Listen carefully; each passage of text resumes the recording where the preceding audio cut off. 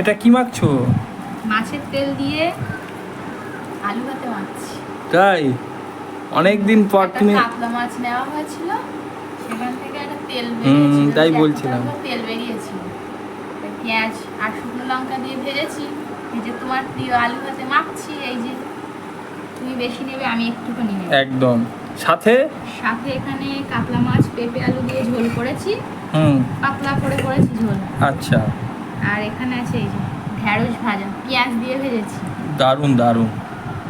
আর এখানে সেই গতকালও মাছ করা হয়েছিল, তুমি খাওনি, সেই মাছের ঝোল আছে। ঠিক আছে, তার মানে আজকে দু রকম মাছের ঝোল।